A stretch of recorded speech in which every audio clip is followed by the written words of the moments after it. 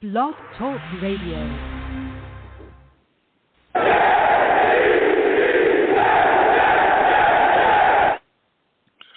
What's going on, folks? It's your boy Long Beach Joe, and I am back at it.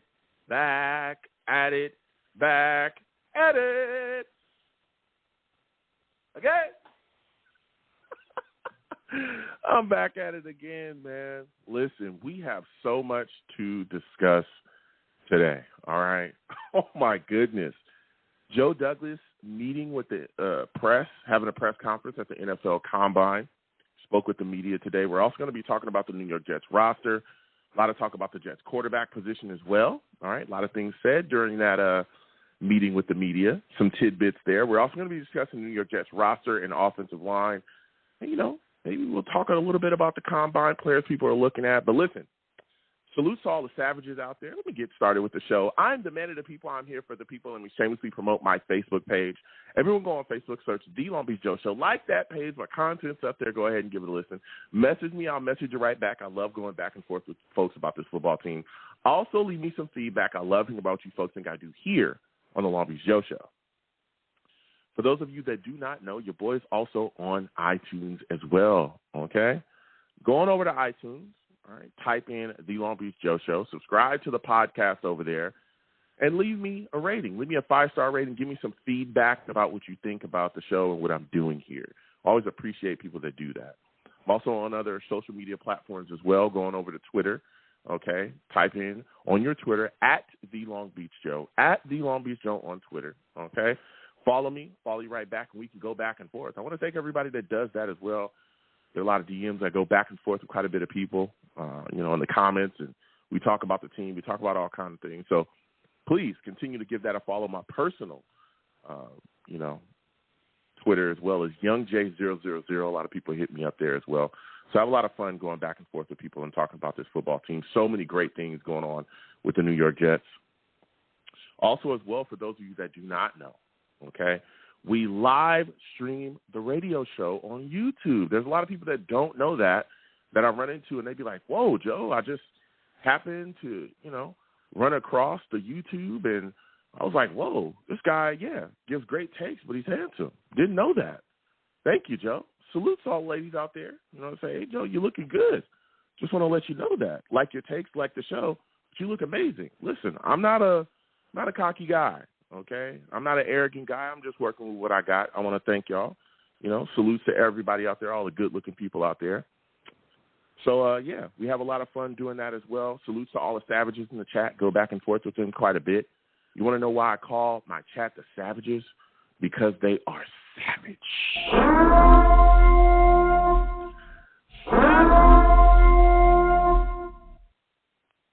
Man, they don't care. They don't care what it is. If they don't like your take, if they don't like what you're bringing to the table, if they don't like what you got to say, they are going to get at you. That's a fact. That's a fact. They're going to get at you. Nobody is safe. Not even me. Not even me. If they don't like your take, they're going to let you know what time it is. So salute to all the savages as well. Man, so we have a lot of fun. Come on over. Long Beach Joe Jets. Long Beach Joe Jets on YouTube. All right. Subscribe. Hit that notification bell so when I post content, you folks will be in the know, okay? I have a lot of fun over here. We do a lot of great stuff. I also post content as well on the channel. Salute to everybody that checks that out too. So when you do, please give the videos a thumbs up, share them along with your friends and the family, and subscribe, and again, hit that notification bell. So with that put to the side, it is time to talk about the Jets, okay? Lines are hot. We'll get to everybody in just a second. Listen. Joe Douglas spoke today to the media at the NFL Combine. As we know, the Combine has started. Players are starting to ramp up. They're starting to, show up and get in, do their medical stuff. I believe the defensive linemen and some other players are just kind of popping up today and, showing up and doing their thing. Defensive linemen, I believe the linebackers as well, too. So a lot of things moving and shaking there. And again, we'll get into that as the weeks go on, right, as the time goes on with the Combine and the draft and all those things. But Joe Douglas is there in Indy and sat down and spoke with the media about the New York Jets and the things that they're doing. And, of course, the first thing he's positioned and their, them looking into the veteran quarterback position and looking to acquire one this offseason. And, of course, he spoke about Derek Carr first. Didn't speak much about Aaron Rodgers. It really didn't bring up Aaron Rodgers at all because, of course, we all know that Aaron Rodgers is still on the Packers. He made it very clear that he didn't want to get involved in possibly getting a tampering charge because, again, that can happen when you're talking about players that are currently still on another football team. So he strayed away from that. But he definitely talked quite a bit about Derek Carr because Derek Carr is a free agent. He spoke glowingly about Derek Carr. And he says that the meeting between Derek Carr and the franchise when he came and had his visit, he said it went fantastic. And Carr really impressed everyone. And that's something that we heard already. Derek Carr is a guy, we've seen him at press conferences, very passionate about the game, understands it, and is, been very clear as well that he's going to continue to move around and look for teams that, want to acquire his services. And so Joe Douglas said he, did a great job. He impressed them all. Of course, he liked what he saw on the field from Derek Carr as well, watching the tape. He called him a great producer as well. And he just talked about how impressive he was. And when the media kind of pressed him and said, hey, what are you going to do with this quarterback situation? When are you going to make the decision on who you're going to go with? And he said, they'll pull the trigger when the time is right. Joe Douglas also said that free agency versus trade will factor into which veteran QB they decide to go with, okay? Now, that was kind of big for me because I think what that kind of whistles to is we all know the New York Jets are all in on Aaron Rodgers from everything that we've heard. They love Aaron Rodgers. He's their number one guy. They're still waiting to see, and we'll get into him in a second. But they're still waiting to see what's going on over there, and he's their number one guy. But there's a chance that if the Packers make that frying pan way too hot, say if they're asking for just far too much, and he looks at that situation and goes, you know what, this is too much. I don't want to give up this much capital. Or maybe there's too many question marks surrounding him, his future. Maybe the Jets just don't get a warm, fuzzy feeling about him. Then they will go with other options that they have. They won't just say, hey, we're going to stick with Aaron Rodgers through hell or high water. We're going to acquire this guy. No. They've done their due diligence. Again, they brought Carr in, and that was for a reason.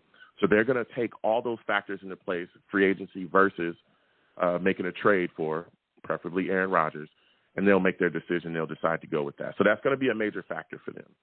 Now, for those of you that were constantly talking about how we couldn't afford Derek Carr, and we can't afford Aaron Rodgers as well because he's asking for so much money, Joe Douglas also came out and spoke about the New York Jets cap situation.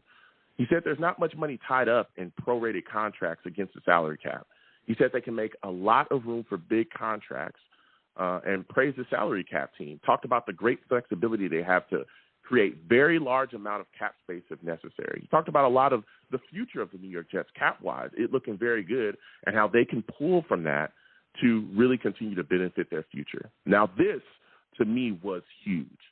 This was an extremely, extremely significant statement to me because not only does that lend an ear to them acquiring a quarterback of the ilk of Aaron Rodgers, right? Because Aaron Rodgers' contract is like $50 million. Some people say $60 million, whatever. But as of right now, we're looking at a lot of people talking about $50 million that he could be on your cap. And there was a lot of people saying, hey, I don't want to pay that. We don't have enough. We're going to have to cut all these guys and so on and so forth. Whoa, whoa, whoa. I talked about that. You can set up the contract in a certain way so that in future years, right, he'll be able to make some money and he'll be able to get some things done, right? So bringing in Aaron Rodgers or Derek Carr, if they decide to go that way, is not going to kill us. Not only that, but it also opens the door to us possibly making other big splashes as well to continue to benefit this football team roster-wise because we have the money. We can pull and put contracts where we can backload contracts and allow these guys to make money a couple years down the line. That's great GMing, And again, he talked about the salary cap team. You have a great salary cap team as well that does their jobs. And I talked about this. Everybody's concerned about the New York Jets cap space and all these things. Listen, we don't have much money tied up in the future. You watch the Saints. The Saints just did it. They're restructuring guys. They're moving things around. And guess what? They created a bunch of cap space for themselves, and they're continuing to chip away to get under the cap yet again, and they do it every single year. So thinking that the New York Jets don't have the money or cap space to be able to compete in the future, I think would be wrong. Lauren Shorty salutes to you. He says, do you think we can get D-Hop? That's another question that a lot of people started talking about surrounding the New York Jets, and also discussing, when we discussed the cap. There's a possibility. Again, D-Hop is making a lot of money, though. But if we can kind of change his contract, maybe he'd be able to restructure with us. There's a chance. I think the New York Jets are going to spend, and D-Hop has also been a guy that has been talked about as possibly being a target of the New York Jets in the wide receiver position. But salute to you, Lauren. So when you look at the situation with Aaron Rodgers, we can absolutely afford him to bring him in. We can get it done here if need be. And I think that, again, that statement was a whistle to that. And even Aaron Rodgers himself has talked about being, open to changing his contract or adjusting his contract for the team that acquires him if he were to move on from the Packers. So that keeps the door open. Now, while we're talking about Aaron Rodgers, boy, oh boy, he came out of that darkness, and we're still in darkness. He's out of the darkness, but we still are in the darkness as far as his NFL future. Currently, as of right now, and again, this is a live show, things are continuing to shake and move as we're here talking, and we'll get to the lines in a second. 515-602-9639, 515-602-9639 is the number. Call in. We're taking all callers. Hold on a second. We'll get to the lines. The Packers GM today came out, sat down with the media in Indy, and he said that Aaron Rodgers has not told the Packers his plans. Nothing. He also said that he hasn't spoken with him in length since the end of the season. He also said until we have those conversations, I think all options are on the table. Wow. Aaron Rodgers, even though he came out of the darkness, okay? We out of the darkness, baby. We thought we would be getting an answer. We have not gotten an answer. And not only has he not let anyone else know, right? He hasn't even talked to the Packers general manager. So here the Packers are, still on the hook here, still waiting to see. Of course, they're talking up Jordan Love, saying that he's ready to start, ready to go. And again, with him saying, I think our options are on the table now, that means that the options to trade him are still open as well. And maybe this also speaks to the fact that Aaron Rodgers is leaning more towards getting out of that Packers organization and leaving them. Maybe that's what it is. We'll be discussing that as well. This is getting deep. It's getting deep. Salutes to Lauren Shorty with the big donation. I said salutes to Lauren Shorty with the big donation. He said no salutes to you, my friend. Thank you so much, man. I want to thank you for giving to the platform. I know everybody's excited. I'm hyped as well. We're really engaging and getting into it. And the fact that Aaron Rodgers still has said nothing to the Packers, things are looking a little off there. We'll be discussing that. As they continued on, though, Joe Douglas also continued to speak about the New York Jets quarterback situation. He spoke about Zach Wilson. He says that the franchise still believes that Zach Wilson can hit his ceiling because he loves football and he works hard. He said that most people in the league that love football, they work hard like he does, will hit their ceiling. And, of course, this is par for the course, right? The New York Jets have come out and said constantly they're not going to give up on Zach Wilson. The coaching staff came out and said through hell or high water, they're going to continue to coach him, and they're going to get the best out of him, all right? I mean, they are committed to Zach Wilson as they should be. I mean, Joe Douglas drafted him. He's going to stick with this kid and see what he has until the end is the end. Douglas also went on to talk about Quinnen Williams as well. He says he's had very good discussions, several good discussions with Quinnen Williams, and he feels that the process will play out the right way. Now, that was big, too, because Quinnen Williams, as we all know, is a monster this past season, man. And there was a lot of questions going into this season as well about Quinnen. A lot of people were wondering what he was going to turn out to be. There were some Jets fans that wanted to trade him. Let's keep it real. I remember hearing about that. Let's get rid of him for a third-round pick. Let's get rid of him for a second-round pick. Let's get him out of here. A lot of people had questions if he would ever turn into the type of player that we hoped that we would get, drafting him so high in the draft. And this year he came up, showed out, and absolutely dominated up front. And now it's contract time, and he's come out publicly and talked about how he wants to be a Jet, but he wants to get fair market value. He wants to be compensated fairly. He also brought up how the New York Jets have issues signing players that they draft, re-signing them, getting that second contract, and keeping players that are talented on this football team, which was a masterful move. He also talked about how, he's a guy that wants to be here, a team guy, has done everything the right way. And he also spoke and said, hey, if he doesn't have a contract by voluntary workout time, he's not going to show up. He's not going to show up. And so he put that out there early. And he softly put a little bit of pressure there on the Jets front office. And of course, Joe Douglas has spoken about it. He hasn't said, hey, I'll give him whatever he wants, but he said, hey, we realize what Quinnen brings to the table. We realize what Quinnen has, what he's brought to the team, and we're going to make sure, that we do our darndest to keep him. He said that in the past. So just knowing that these discussions are going well, and they've had several discussions, and that he feels like the process will play out the right way, that's beautiful. And I believe that domino on Quinnen Williams will fall once the New York Jets figure out what their situation is at quarterback. Whether they go with Carr, Rodgers, hopefully we get one of those guys. I think once they get that locked in, then they'll make sure they attack the Quinnen Williams situation, get him squared away, and keep him a Jet for years to come. He also talked about the offensive line as well, which is something we're going to be discussing tonight too. Man, the Jets offensive line needs some work, and Joe Douglas knows that. He talked about the offensive line definitely be one of his priorities for the offseason. He spoke about Dwayne Brown. He says Dwayne Brown is still under contract. He had surgery on his shoulder, and he's waiting on his recovery to discuss the status with him. Loves the player and the person. He went into Dwayne Brown's shoulder injury that he had during the season. He said that he, doesn't think he's ever heard of a player playing with the type of shoulder injury that Dwayne Brown had and continuing on. And we discussed that during the season as well, that Dwayne Brown could have wrapped it all up with that shoulder injury, got the surgery, and sat down at his house and been done. But he didn't do it. He came out, he said, you know what, I'm gonna give whatever I got, give it a go. And, he played decently. And so we'll see what happens going forward with Dwayne Brown. I would think that the New York Jets would move away from him. Again, the Jets do have issues at tackle. We know that, whether it be, figuring out, what we're going to do at our tackle position, because there's some gigantic holes there. But this kind of leaves the door open to possibly, Joe Douglas maybe keeping Dwayne Brown around. Again, if they do cut Dwayne Brown, they could save $9.7 million on the cap. But we'll see what happens going forward. Maybe Dwayne Brown becomes an integral piece, an integral backup, because that's something to speak about as well, because he also talked about Mekhi Becton. He said Mekhi Becton is in the best place he's been mentally and physically in a while.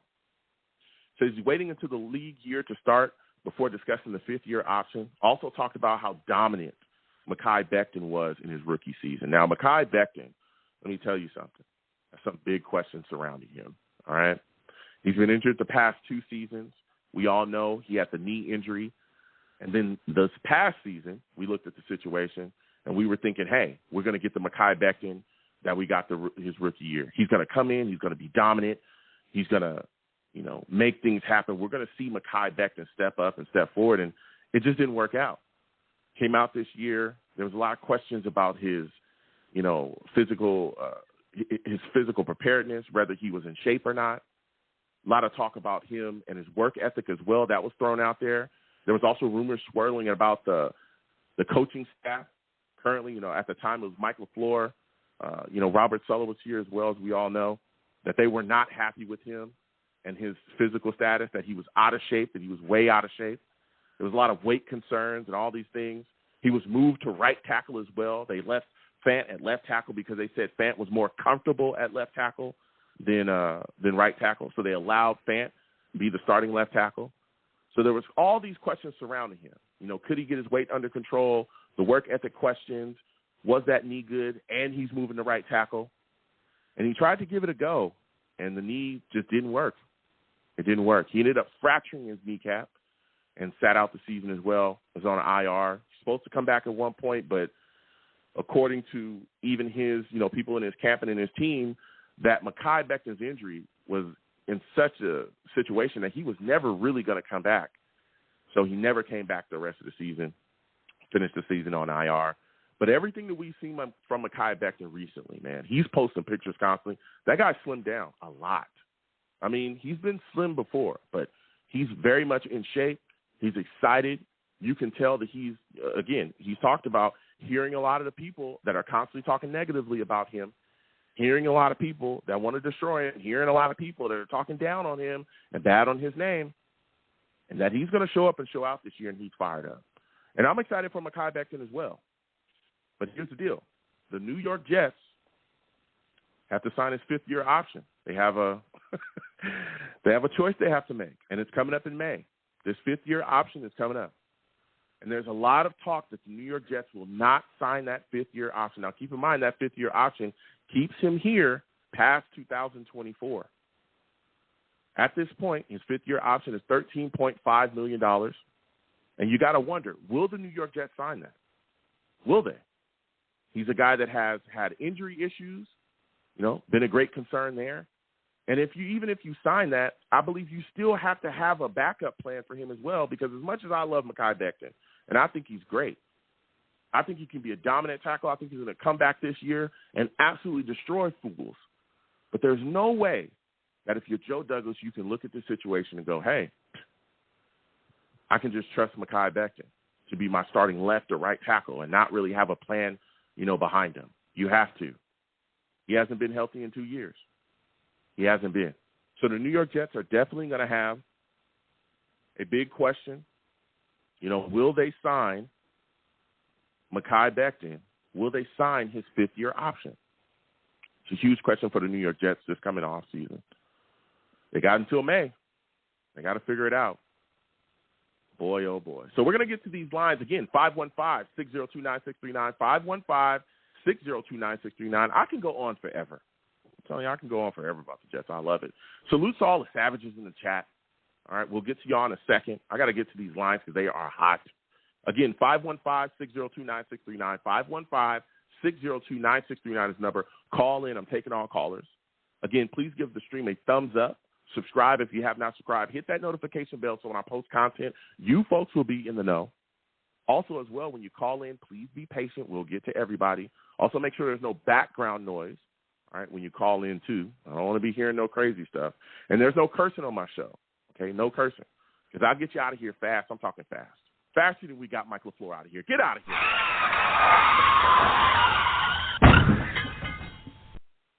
Well, that was fast. I mean, he did land with the Rams. But we got him out of here fast. Went to explore other opportunities, so they say. So we're going to get to these lines. Again, 515-602-9639. 515-602-9639 is the number. Call in. First caller I'm going to is my guy, Jason. Jason, we're coming directly to you. Jason, salutes. I want to thank you for calling in tonight. Listen, Jason, for those of you that don't know as well, that man, Jason, oh, he's a savage.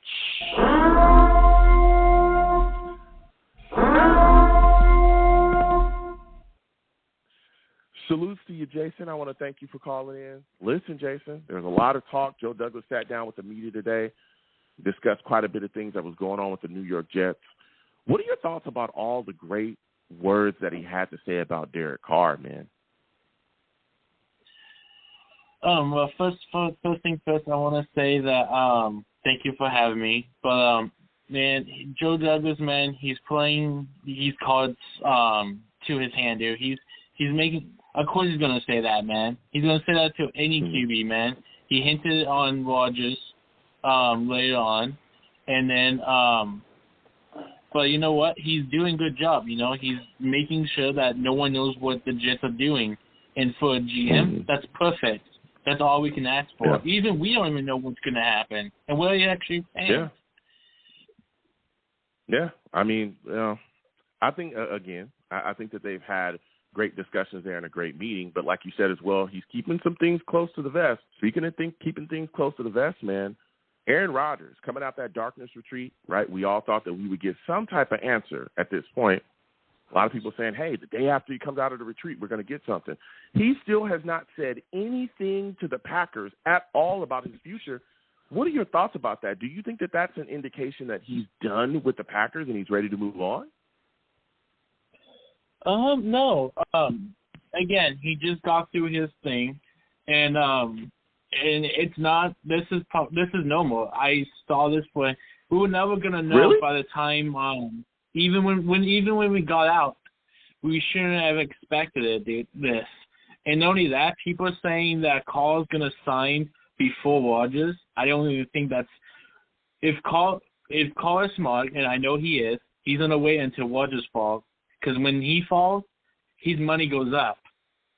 So he's gonna wait until Rodgers goes. So we have all the time. Rodgers is gonna be the first chip to fall. Mark my words. Okay. Well, how about this, though? Because you just said this was normal, and I hear what you're saying about Carr, but why would Carr wait? What if Carr, right? What if Aaron Rodgers is targeted to go to a team that Carr values the most? Let's say if Carr is looking at this situation and he feels like Aaron Rodgers is going to go to the Panthers and he values the Panthers, why wouldn't Carr want to make sure that he signs and gets to a team that is going to value him? Why wouldn't Carr want to be a guy that wants to go to a team that he values before Aaron Rodgers is able to get snatched up? Wouldn't that work for Carr a bit more? I wouldn't see if Carr is going to like the Panthers or someone like that. Rodgers ain't going there. I think Carr knows at which team that he's probably going. If Carr wants to go to the Jets, then I would be worried 100%. But that's a whole different situation to talk. If it's a team like he wants to go to either the Saints or the Panthers, Rodgers ain't going there. So if Rodgers goes, then there's the last QB to go around, which increases money because people will want him more. Yeah. But when you talk about Aaron Rodgers, and one of the things you said earlier as well is you felt it was normal. I mean, how long are we supposed to wait for Aaron Rodgers to make his decision or let us know how he feels? Because at this point, if you keep playing these games, right, you went into this darkness retreat for however long, right? It started after you initially told us it was supposed to start, a couple days. And now you still haven't said anything. You haven't even told the Packers general manager. I mean, if you're Joe Douglas and you're looking at this situation, why wouldn't you just sign Derek Carr at this point, and say, look, I'm done with the games. I'm done playing. I'll just bring in Derek Carr because I know for a fact he wants to play football. I know for a fact that this is a team that, the New York Jets are a team that he's interested in. He wants to play here. He's interviewed with us well. It went fantastic. We believe he's a fit. Why wouldn't you just go with Derek Carr at this point instead of messing around with Aaron Rodgers and waiting for all this drama to play out with him? Well, I'll give you a simple explanation. They don't believe in him, or else they would have signed him. Go look at the interview where the quote-unquote Jets told him he could be a Hall of Famer on this team. If that was the case, then something would have gone done. So either that take was false, or someone's lying. And so, in my opinion, I think the Jets are looking for Rodgers or nothing. I think they 100%, unless he retires, I think they're all in on Rodgers, and they're waiting to wait as long as it takes. Okay. I mean, there's a lot of reports in that they are all in on Rodgers, but I'll tell you what. The fact that Aaron Rodgers is still not talking to the Packers general manager, and he still has said nothing to them, starting to, make me a little nervous. I will say that much. And I'm starting to feel like if he wants to play this type of game where he's going to wait, however much longer, because Derek Carr is continuing to meet with teams. Again, he's meeting with the Saints again today. He talks about he's going to meet with the Panthers, and if there's other teams that are lined up to talk to him, man, we don't have all these games. Because let's say he takes all this time and decides to stay with the Packers, or he takes all this time and decides to retire, we're going to be up a creek. Because then the floor is going to be all Derek Carr's, all. And that price to sign him will go up. For a fact. That's how it works. And there are going to be teams that will vie for his services. So I'm a little bit worried at this point, because, again, Aaron Rodgers is still not talked to the Packers general manager to let them know. Now, another question I have for you, Jason. You look at the situation. Joe Douglas talked about the New York Jets cap situation and how they have. Well, I wanted to say to that something you said to me that was interesting. You asked, how was the Saints able to do what they do, even though they're negative they're like negative 50 every year, and yet they're somehow able to come back. They do a strategy that they take money that they have for the future and sell it for today. They're taking future money and selling it, and they keep taking future money. And if we could do that, if we could do what they do, we can have as much talent as we want. I believe in this team. We have so many cap space. Cap space means nothing, in my opinion, in this day and age. You could do so much. If we could literally go sign anyone we want if we truly wanted to. Mm-hmm. Yeah, I mean, there's some limits. I will say that. There's some limits. But definitely there's ways that you can manipulate the cap, and like you said as well, and I talked about it, the Saints do it every single year where they set themselves up in a situation where they're able to restructure guys, push money a little bit further down in the future, and they find themselves in great situations to continue to acquire talent and continue to compete on a yearly basis in this league. Now, one of the things I think that's going to be integral to the New York Jets in competing is the offensive line and fixing it. There's a lot of discussion about Mekhi Becton and his fifth-year option. To this point, what are your thoughts about Mekhi Becton and, his state? There's a lot of people, again, I talked about it, him being in shape. Do you believe that Mekhi Becton will come back and have a bounce-back year this upcoming year? And do you believe that the New York Jets should sign his fifth-year option? Well, first I want to talk to you. I want to mention what you said about last year. We all heard about reports that Mike LaFleur and the offense was all the coaches were not happy with him because the report was he was overweight and all that, and there might be some truth to that. He got in, he had to slowly get put in, and he got injured. Now we can speculate on the injury. The injury could be not related to if he was in shape or not, or it could be. All we can do is speculate. We're not there. We can't say it. But there might be some truth to that. And I want to see him, if he can be healthy, I'm expecting the Jets not to pick up his fifth-year option just because it's risky to pick that up because we don't know if he's going to be able to play because the last 2 years he hasn't been able to barely even play a game. So it's hard to sign him. He's a great player when he's on the field, but he can barely be on the field. That's the only problem. Yeah. I have to agree with you there. You look at the situation, man, it's tough. And, again, I love Mekhi Becton. I think he's amazing. But he's got to show you that he can remain healthy before you even really think about that fifth-year option. And that's why I don't believe that the New York Jets will pick it up. There's a lot of rumors swirling that they won't either. But we'll see what Joe Douglas and them do. But, man, it's a lot of questions surrounding Mekhi Becton right now in his situation. And as we continue to talk about the offensive line, man, what are your thoughts on Joe Douglas's comments on Dwayne Brown, talking about discussing the future with him? Do you think that he's a guy that could be in the Jets' plans to continue to play here and possibly start at tackle? I believe that he's in the future plans, and we hope that he can come back and play for us. He could be just like what happened this year. He could be the backup to Mekhi, and if Mekhi goes down, he could possibly be his replacement for that. But this offensive line, there's a lot of work to be done. Our center, we don't have a center. I saw a center on this team anymore. McGovern's out. And it doesn't sound like they want to bring him back. So we got to fix that, and then we got to fix the other tackle. So and only that, the left guard with Thomason, he wasn't that good. Hopefully, maybe he could turn around this season. But we got so much to fix on this offensive line. It's going to be interesting to see what they do with this offseason about that offensive line. Yeah, it is. And then my final question for you, because you brought it up, this other tackle position, when you look at the situation of the Jets' offensive line, we're talking about Mekhi Becton. Do you think Mekhi Becton will end up back at left tackle, or are you thinking that the New York Jets will look to draft the left tackle in this upcoming draft if they were to keep their capital and keep Mekhi Becton at right tackle? What do you think happens with him? Well, in my honest opinion, I think that they're going to probably put him on left tackle because Brown's left tackle. Am I correct on that? Yeah, he's a left tackle for sure. So they're gonna move him to left tackle and have Brown be his backup. So for the right tackle, we're gonna probably draft somebody. I'm expecting if we don't trade for Rodgers or if that trade doesn't include the first round pick, I'm expecting a first round pick to actually be a center, and our second round pick to be a tackle. Okay. So expect us to trade.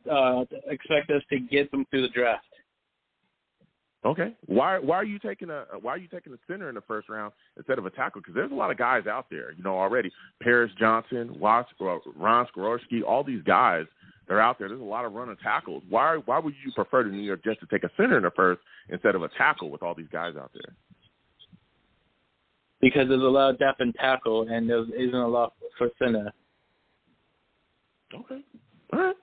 Listen, Jason, this has been a fire call for you. I want to thank you for calling in, my friend. You have yourself a good night. You too as well. Shut up, everyone. All right, peace out. Listen, he's calling in. Have some takes. I don't know about taking a center in the first. Let me tell you something. There's some tackles out there that I think the New York Jets will be happy with. Again, Peter Skoronski, Northwestern, I like him. Paris Johnson, I've been talking about him from a while. I think he's a guy that can end up with the New York Jets as well. There's going to be a running tackle. There's a kid, Jones from Georgia, Broderick Jones, I believe, from Georgia. There's some talking, man. Some guys that can come in here and do some things. We're going to continue to discuss that again. 515-602-9639. 515-602-9639 is the number. Call in. We're taking all callers. Salutes to the Savages in the chat. Lauren Shorty says, what are we doing with the 13th pick? That's an extremely interesting question. As of right now, I'm thinking that the New York Jets are absolutely going to address the offensive line, possibly the first 3 rounds. I could see the Jets taking offensive linemen. I could, especially that tackle position. And I just talked about it. Paris Johnson, I think, is a guy that the New York Jets should target. Peter Skoronski as well. I think he's a guy that could be a target for the Jets. Jalen Duncan from Maryland. There's a lot of guys that are out there that I can see the New York Jets going after, with that 13th pick. So we'll see what happens. There's a lot to discuss, but the New York Jets are absolutely going to address their offensive line, with their first round. If they still have it. There's a chance we can end up trading for Aaron Rodgers. So we're going to get back to these lines. Again, 515-602-9639. 515-602-9639 is the number. Call in. We're taking all callers next. Going to my guy, Steve. Steve, we're coming directly to you. Salutes to you, Steve. I want to thank you for calling in tonight. Listen, man, there's a lot to discuss. Joe Douglas meeting with the media today, talking quite a bit. Talked about the Jets quarterback position. We're talking about Aaron Rodgers. What are your thoughts on the fact that Aaron Rodgers still has yet to talk to anyone, especially the Packers, about his future in the NFL, man? I mean, where does that put you with him? Do you think that the Jets should just move off of him at this point? Hey, Joe. Well, first of all, thank you again for having me on your show tonight, man. Always great to talk to you about this team, talk about, what's going to happen in the next couple of months with this team. But you know something, Joe? Let me tell you something. It's an exciting time now because now we're about to get into the brand new year. The combine is here. The free agency is coming up in a couple of weeks. The draft is about almost a month and a half. But yeah, we're excited. It's exciting now, for the off season. But you know something, Joe? I mean, listen. I don't know what's going to happen with Aaron Rodgers. Listen. I said this to you before on your show that I think that I think if we don't get Aaron Rodgers, Derek Carr is definitely the second option, and and the best part is even if we end up signing Derek Carr and not trading for Aaron Rodgers, we still keep that first round pick, the 13th overall pick. And I'm with you, Joe. We'll even talk about this more. So I do believe that the Jets have to get somebody on the offensive line at the 13th pick. Yeah. No, yeah. I believe that as well. And that's, again, if they have the 13th pick. But my question, though, Steve, is, listen, we're sitting through a lot of things with Aaron Rodgers right now, right? We have this darkness retreat, and he was supposed to figure out what he was going to do then. And goes into the darkness retreat a couple days, and it was later than what he said, and then he comes out the darkness retreat now. He still hasn't told anyone what he wants to do with his future here in the NFL. All the while, you got Derek Carr meeting with all these teams. He's having another visit with us. He's having another visit with the Saints. He's supposedly, according to rumors, having visits with the Carolina Panthers. That's a new team. According to other reports as well, there's other teams as well. He's in Indy during the combine, shopping himself, talking to all kind of general managers and owners. So now we have all these other teams as well getting into the mix, vying for Derek Carr, while we're sitting here waiting for Aaron Rodgers to figure out or tell us anything, that he's figured out himself.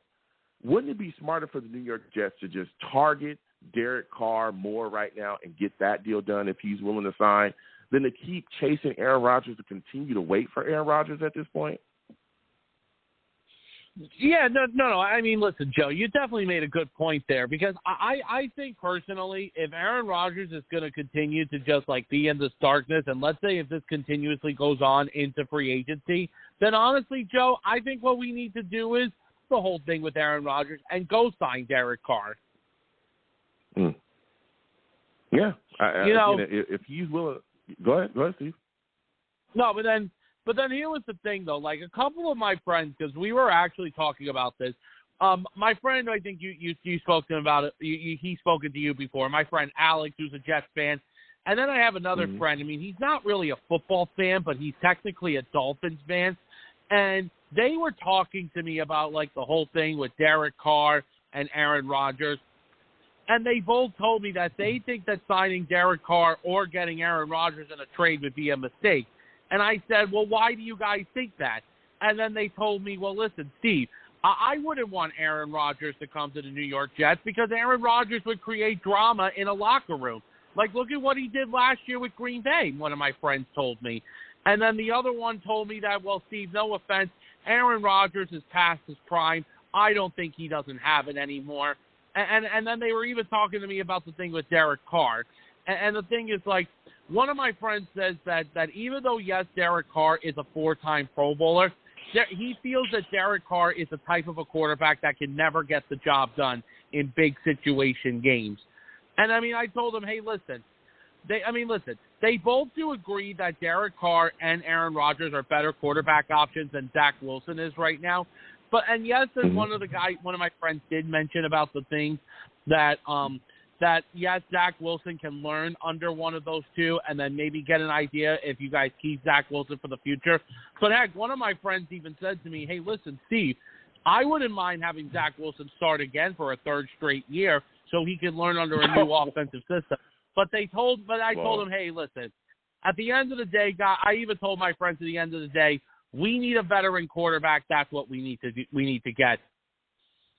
Yeah, listen, you sound like the most stable football-wise mentally of all your friends. Listen, Zach Wilson, and I'm a Zach Wilson guy. He sucked this year.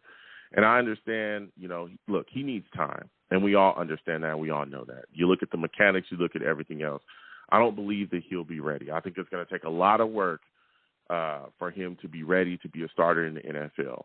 And I think that that's why the New York Jets privately and publicly have talked about, going after a quarterback. If it was anything other than that, they would not be coming out literally saying, we are going to be looking for a quarterback this offseason. We are targeting veteran quarterbacks, and they would have never have done that publicly if they believed, hey, Zach Wilson's going to be ready to be a starter. He's not. And so I think with that put aside and put way to the side, okay, when you look at this situation here and you talked about Carr, I think there's a lot of people saying a lot of things about Carr, penning narratives about him that I do not believe are true, okay, talking about he can't get it done and all these things. That's not true. This guy competed. This guy took the Raiders to the playoffs twice, okay? Were the Raiders truly set up for success, I think, is the better question. Everybody keeps saying, well, Derek Carr can't get it done in big games. Well, what big games exactly has he been in, right? And when you look at football is not just about the quarterback. If you look at Derek Carr, he did it. 4 4,000-yard seasons. 4 4,000-yard seasons, 3 Pro Bowls, okay? He's getting it done.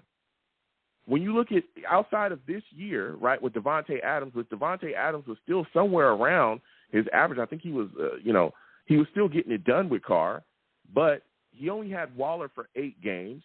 But no one talks about the Raiders' defense. No one talks about that ever when they talk about Carr. No one wants to talk about how bad that defense has been since he's been there. No one wants to talk about McDaniels and his coaching and how tough the offense is to learn and how tedious they say that it is. We talk about this on a weekly basis. I feel like there's a lot of narratives about Derek Carr that have been spun that I just don't believe. And I believe that he's a quality quarterback, that if he can go somewhere that isn't dysfunctional, that isn't set up, in a situation where he is put in bad spots, that he will be able to succeed. And not only that, a lot of the stuff talking about him playing in cold weather games, he's in Denver. He plays against Denver all the time late in seasons, and we saw him go in there in various years and get it done. And it's freezing there. So these narratives has got to stop. But I'll tell you what, Derek Carr or Aaron Rodgers, one of those guys needs to be on this football team. One of them do. And I understand that even Joe Douglas himself talked about free agency or, versus a trade being a factor. And I'm thinking, again, if Aaron Rodgers keeps playing around or if the Packers ask too much, the price tag is too high for Aaron Rodgers, I believe the New York Jets will move on and they'll end up signing Carr. But I just don't want the Jets to wait too long for Aaron Rodgers to get strung out, especially with Carr looking at the situation, continuing to shop himself. But another thing as well I want to discuss with you, Steve, is the Jets' offensive line. Now, let me tell you something. Mekhi Becton, a lot of questions surrounding him, man. Do you believe that the New York Jets will pick up his 5th-year option in May? Here is the thing. It really, really, really, really, really depends on, how Becton looks going into this season coming up. I really, really, really need to see that. As of right now, I can't really say yes or no on picking up the 5th-year option just yet on him. I mean, we just got to see what happens. But why can't you? And listen, so why can't you? No, hold on a second, Steve. Why can't you? As of right now, he hasn't played football in 2 years, right? You have a stellar rookie season. He missed some games there too. You see the talent. You see what's there. When he's healthy, he's on an all-pro level. He hasn't played in 2 years. Let me put you in this situation. If you're the Jets general manager, I'm going to make you Joe Douglas. Looking at Mekhi Becton, his body of work, what he's done, some of the questions about him, it's May. You have to decide whether you want to sign him or not right now. Are you signing that 5th-year option? Are you giving him that $13.5 million 5th-year option to keep him here past 2024? Are you doing it? Yes, I am. And the reason why I am is, and Joe, the reason why I am is because I think Becton deserves a chance. Because the thing is, everybody all calls him lazy, that he's not good enough. I mean, and the thing is, listen, he did, obviously, we saw what happened to him his second season when he got hurt the first game of the year against Carolina, couldn't come back after that injury. Then, obviously, what happened last year during training camp, I remember it was after the green and white practice, a couple of days after that event, when he ended up injuring his kneecap and it was out for the rest of the year. And obviously, because he wasn't in the shape as he was. But let me tell you something. He's worked very, very hard to get back into his shape that he needs to get. And I think Mekhi could definitely show that promise that he showed during his rookie season that he can bring into his 4th season. The main thing is we just have to make sure he's healthy. But I would give him the 5th-year option. Now, the other thing, Joe, I wanted to talk to you about was the thing with Joe Douglas. Let me tell you something, Joe. After all the years when we've had the bad general managers, when we had after from having John Izek and Mike McCagnon. I mean, listen, Mike Tannenbaum was a good, decent GM, but then we went through the 2 bad years with Izek and the many bad years with McCagnon. Joe Douglas is a general manager that I trust very, very, very, very much. He knows where the cap situation is with the team. He knows what has to be good for the team. And obviously, yes, he is addressing the quarterback situation and the thing with Quinn Williams.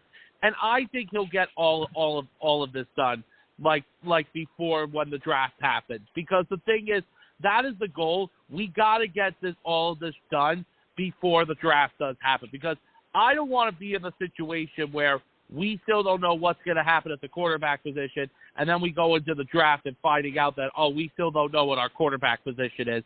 The thing is, we got to make sure that we get it all done, and Joe Douglas is the guy who I do trust in getting this done. Like, I do have faith in Joe Douglas of what he's done, because he's done a lot of great things for us in the past. So, obviously, we're going to see what happens, Joe. Yeah, we are. Now, before I let you go, Steve, you bring in some heat, man. You look at the situation. Joe Douglas also spoke on how the cap situation is for the New York Jets. And we have a lot of cap, money in future years because we don't have much there. When you hear him talk about that, do you expect the New York Jets to possibly make maybe multiple splash moves in free agency this season to help better the roster outside of just grabbing a quarterback? Yeah, absolutely, because you mentioned about a good point about how DeAndre Hopkins is going to be available, and you were talking about like a few other certain players that we could definitely make this football team better. Joe, I think because here's the thing, there are definitely going to be some players that are going to get cut no matter what happens. Like, we already know that there's going to be some players that are going to get released. Some players are going to get let go. And one thing that can happen is we can save that money and use it on a future player.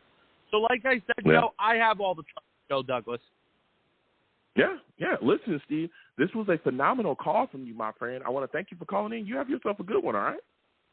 Thank you, Joe. Good night. All right. Listen, Steve calling in with some takes, man. We're going to keep getting to these lines. Again, 515-602-9639. 515-602-9639 is the number. Call in. We're taking all callers. All right. Please be patient. We'll get to everyone. Please give the stream a thumbs up. Also, share the stream as well with friends and your family across their social media. Subscribe if you have not subscribed and hit that notification bell so when I post content, you folks will be in the know. Salutes to the Savages in the chat. Jack Kenner, salutes to him. He says, LBJ speaking facts on how bad the Raiders defense is. And this is from a Raiders fan.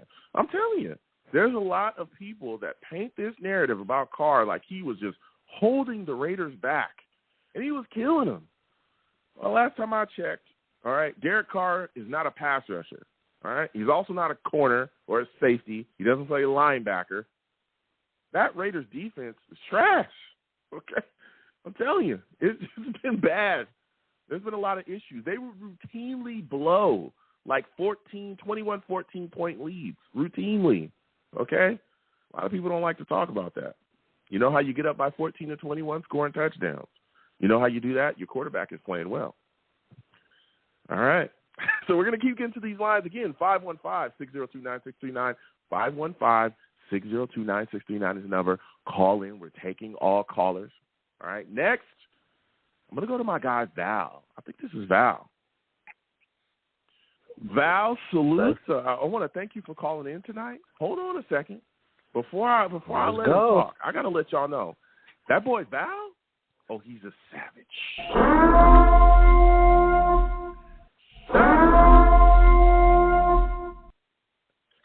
Val, salutes. I want to thank you for calling in. Look, Val, we're talking tonight, man. Joe Douglas talking to the press at having a press conference at the Combine, right? We're talking Jets offensive line. One of the things that's come out is that Aaron Rodgers still not talked to the Packers about his future. He has not said anything. What are your thoughts about this, man? Are you starting to get a little nervous? I'm starting to think that the Jets should just move on from Aaron Rodgers and focus solely on Derek Carr at this point. That's what I'm thinking. What say you? This is what I've been saying. I said 2 words to you. Red flags. That's what I'm saying, man. I've been saying it, man. All right, you committed to all that money last year, and now you're sitting here, well, I'm going to go into the darkness, I don't know if I'm going to really play, I don't know. Like, I think they're a good team, but I don't know. I don't want to, he just can't make up his decision. So that's what I'm saying.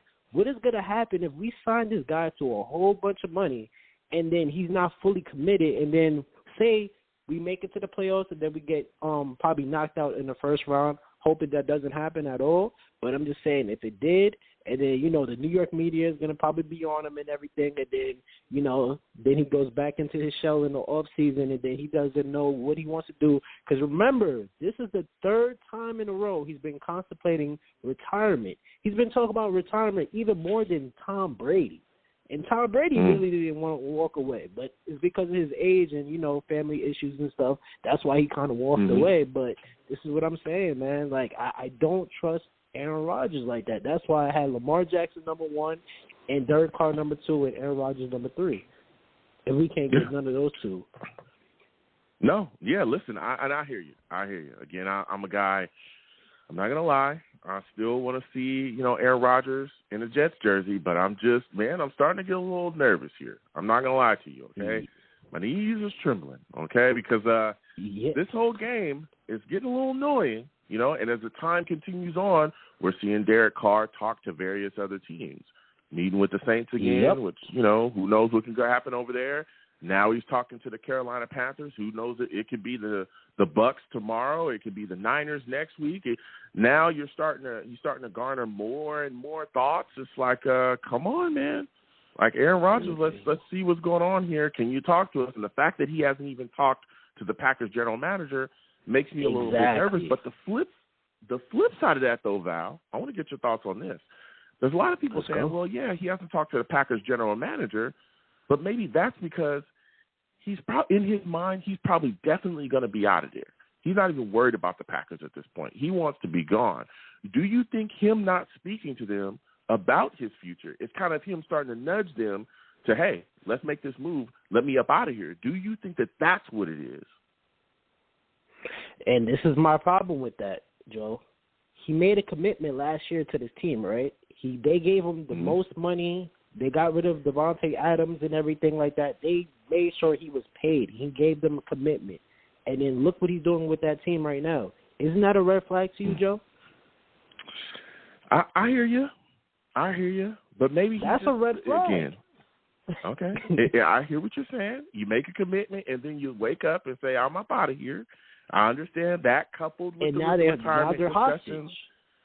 Okay. Exactly. They don't know if they want to go with Jordan Love. You know what I'm saying? So this is my problem with Aaron Rodgers. I know everybody loves Aaron Rodgers. I just wish that Aaron Rodgers was 35 to 30 years old. Then I would be totally on board with it. But it's just that for me, I just feel like he's not 100% into football. That's how I feel. I just feel like he's not really into it mentally, but he still has a physical game, but he's just not into it mentally. Tom Brady, he was into it mentally. Like, he even possibly gave up his family for it. You know what I'm saying? But you could tell this guy, he's not really 100% into it. Derek Carr, he's hungry. He wants to play still. And you could tell he's going to be committed because he has a lot to prove. He came from the All-Pro and everything like that. So that's a guy that I want to aim for. Or possibly Lamar Jackson, And, that's what I got to say about that. No, I hear you. Now, to continue to discuss this Jet situation and this roster, man, you also heard Joe Douglas talk about how much money, they have available for them, in their cap situation in the future because they don't have money tied up in prorated contracts, right?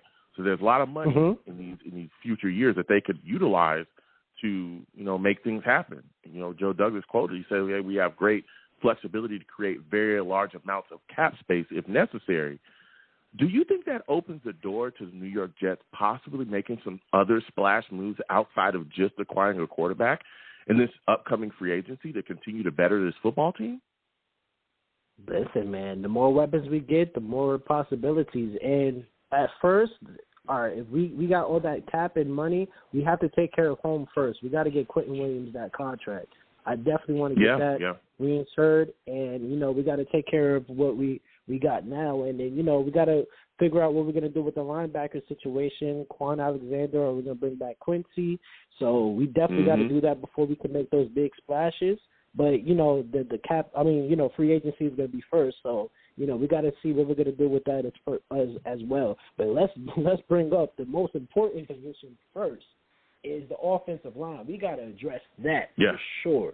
Yeah. So, we definitely got to use that money for that. So before we get any other weapons, we got to address that offensive line because, we're not in the easy division at all. We're in a very tough division that have very good D-line. So, yeah, definitely address our offensive line for sure.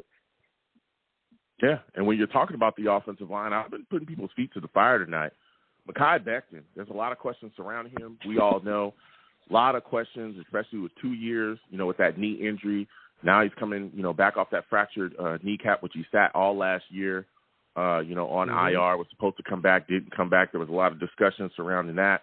You look at him now, he's posting a lot of pictures, and, clearly his guy's in shape. He's in the gym. He's working out. The Jets have a big, big decision to make on him coming up in May.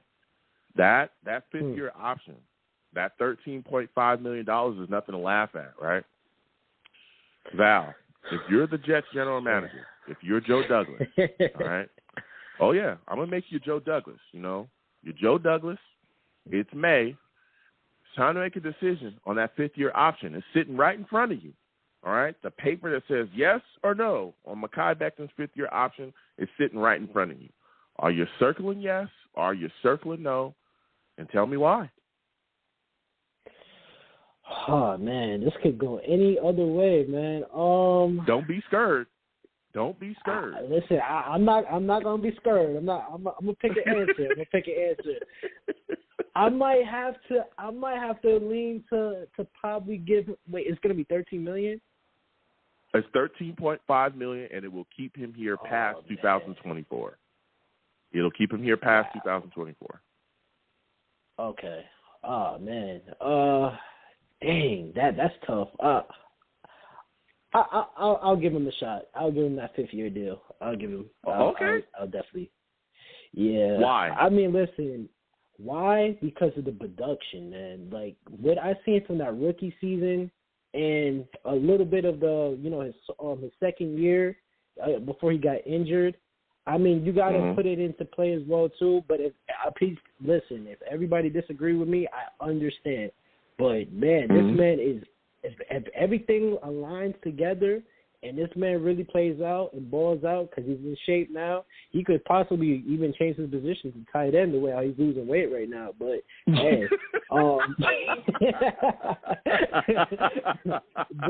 man, and he's quick on the feet too. Remember that combine? And now he was a lot bigger then. So can you imagine now? Yeah. So, but hey, all jokes aside, but yeah, man, if the production is there, man, he's gonna really be a force to be reckoned with.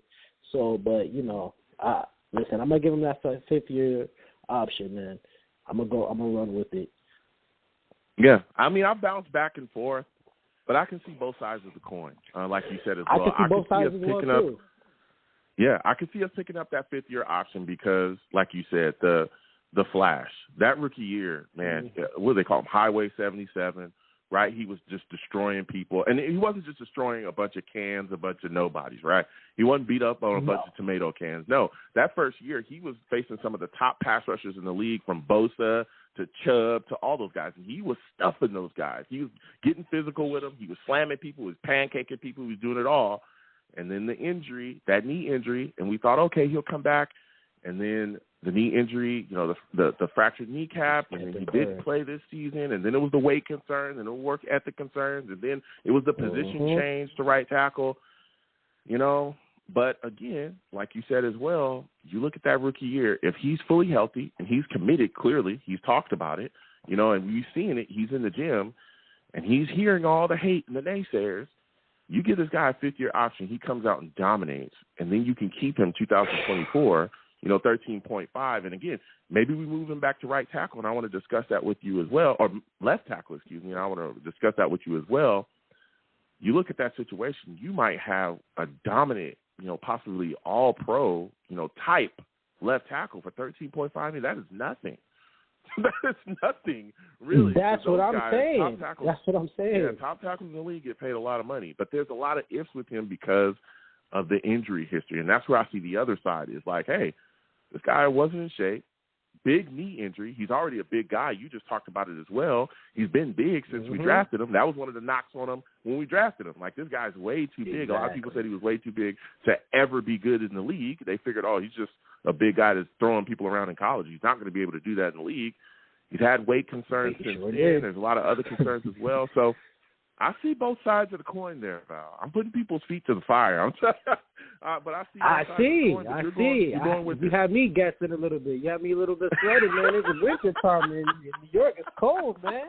Hey, man, yes. I respect it, man. You got to come with the heat, man. Yeah. Don't do it a little too hot because you know it's blog talk. So when you look at this situation, right? You talked about we just talked about Mekhi Becton. At this point, right? Say he comes back healthy.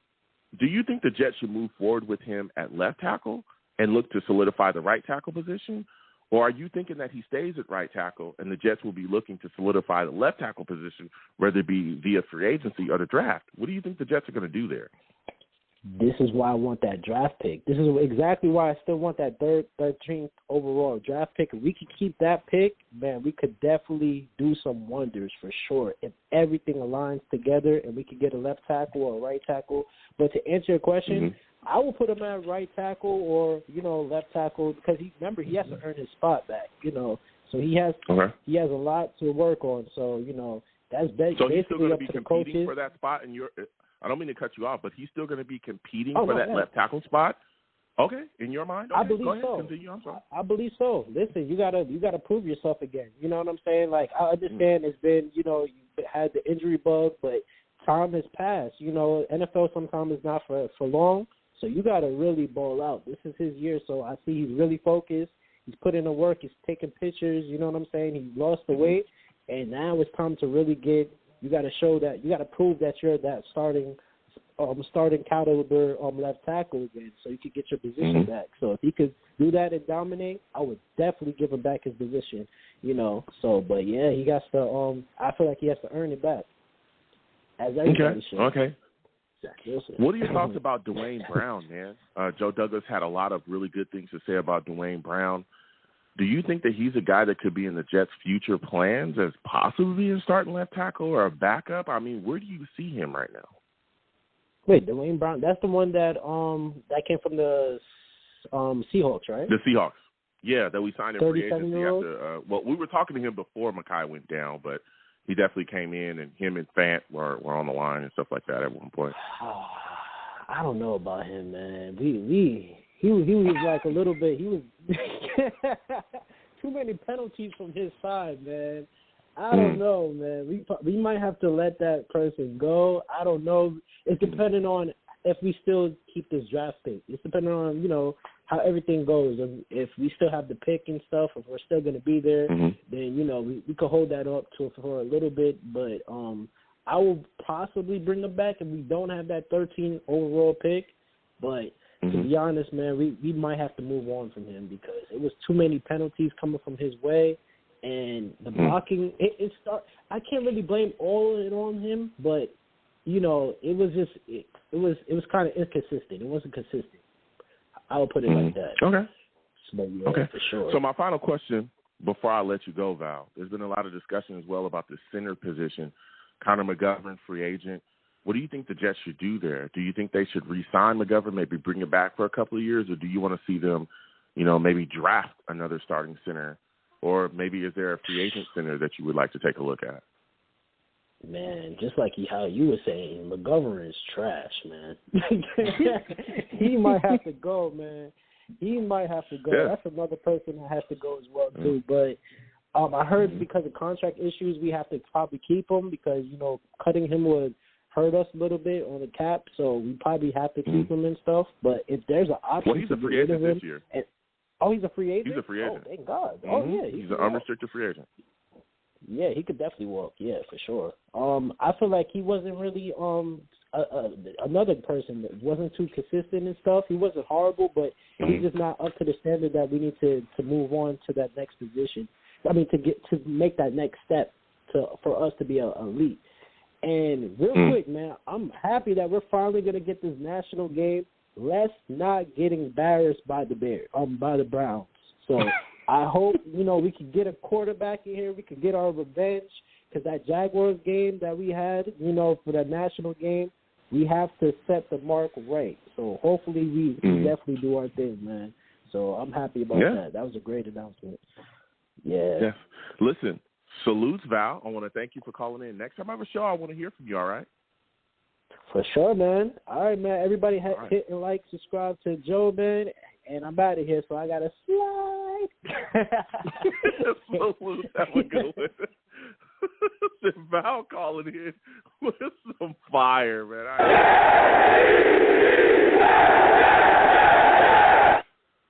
We're going to keep getting to these lines again. 515-602-9639. 515-602-9639 is the number. Call in. We're taking on callers. Next, I'm going to my guy, Ted. Ted, I'm coming directly to you. Ted brings the fire, man. Salute to you, Ted. I want to thank you for calling in. For those of you that do not know, that man, Ted, he's a savage.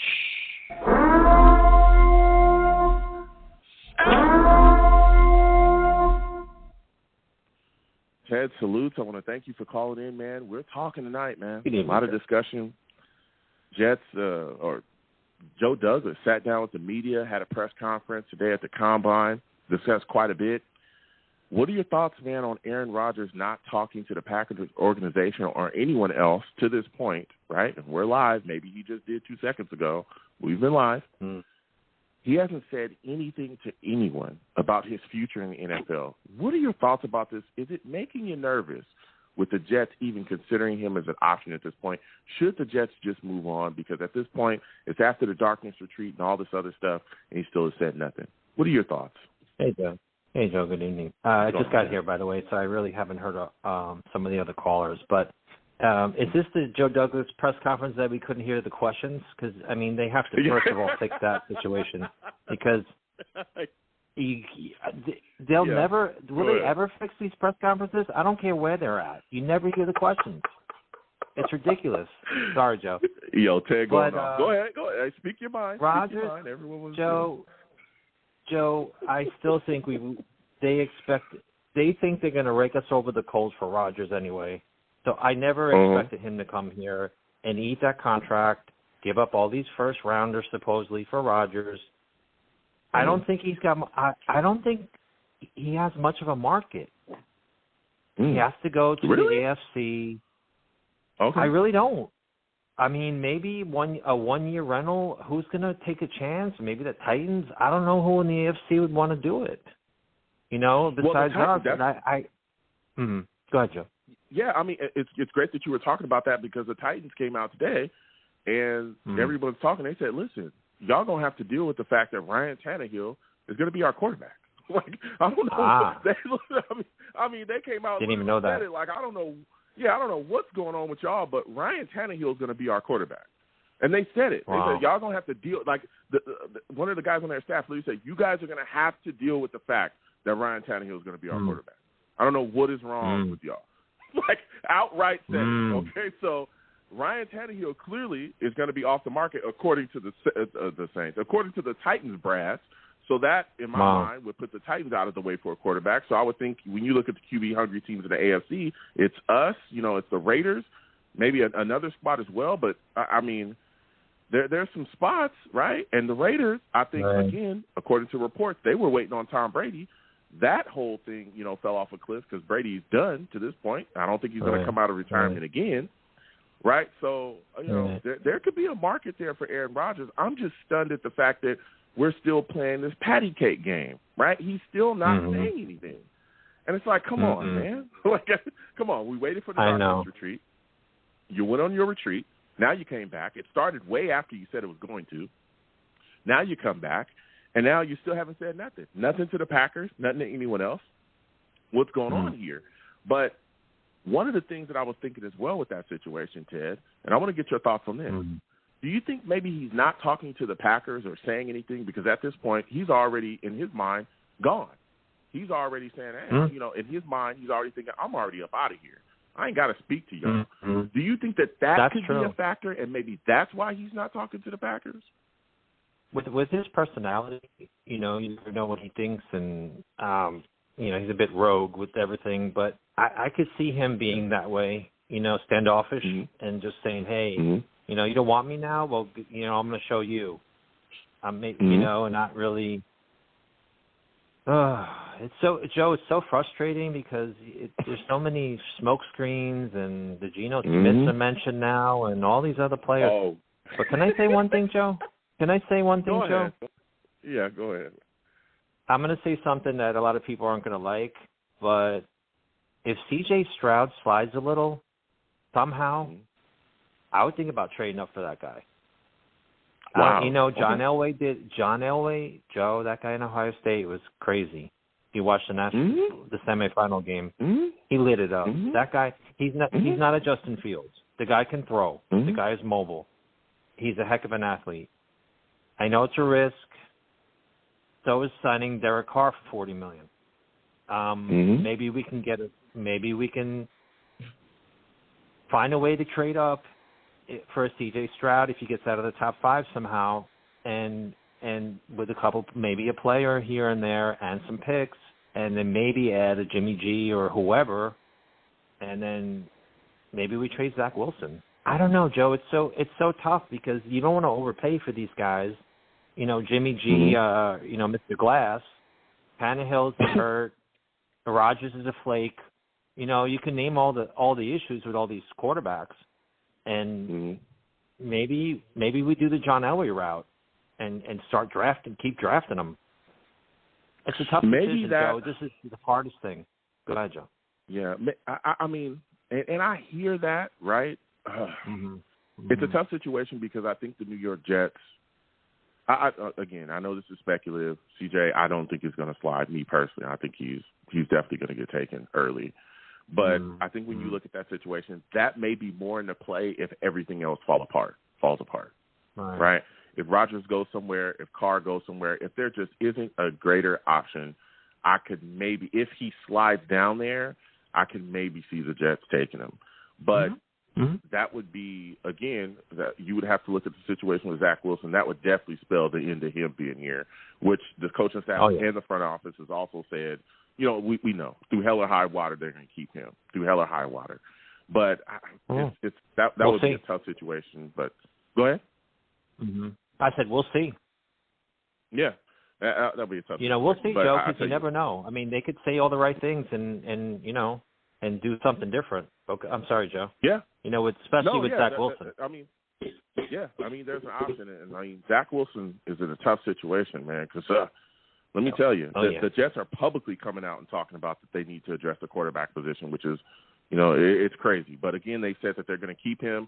Joe Douglas talked about him as well, talked about his ceiling and how hard he works at the game. But one of the things that he also brought up today that I thought was very, very interesting and significant that I feel like a lot of people are not talking about. They're talking about Carr and Rodgers and all this other stuff. He talked about how there's not much money tied up in prorated contracts against the salary cap. Right, and they said that they could make a lot of room for big contracts. And I thought when I heard that, I said, whoa, maybe this is opening the door to the New York Jets attacking free agency, making big splash signings outside of just, getting a quarterback, making some splash signings to continue to help the New York Jets get over the hump, make the playoffs and push in the playoffs and possibly win a Super Bowl. What are your thoughts about that, man? When you hear about Joe Douglas talking about how much cap flexibility they have for the future and how they can create so much cap space, do you think that opens the door to them really making some moves in the free agency to continue bettering this football team?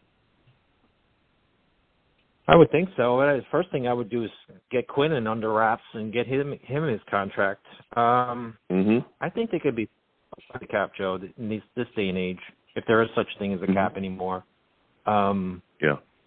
Yeah, I mean, we need veterans. We have a young core. We do need some pieces. And some of the guys that maybe haven't worked out as well as we thought, who may not be back, we have to replace these players with maybe really high-end type players, or whether through trade or free agency. Is he talking about Jalen Ramsey or somebody like that? He's on the market. I don't know. I don't know if we would get Jalen. I mean, we got DJ Reed, we got Sauce, we got Michael Carter. I would think that if we're going to make a splash move, it's got to be O-line. And it's got to be somebody, along the offensive line, whether it be a tackle or a center or something like that, you know what I'm saying? And even You know, so that's kind of my thought process with that. And again, maybe I'm leaning too much into it, but him being able to, you know, coming out and saying that, hey, we're gathering, we can make these moves, we can make this money. He may just, you know, kind of been hinting at, hey, Aaron Rodgers, we can afford him. Everybody's saying we can't afford him. We can. And Aaron Rodgers has also been very open, saying, hey, if I go to another team, I have no issues adjusting my contract, you know, for that football team. He said that as well. But as we're talking about the offensive line, Ted, Becton comes directly to my mind. Big questions, right? You talk about Mekhi Becton as well, being in a great place mentally and physically. Mekhi Becton, there's a big, big decision to be made on him coming up in May. That fifth-year option is looming.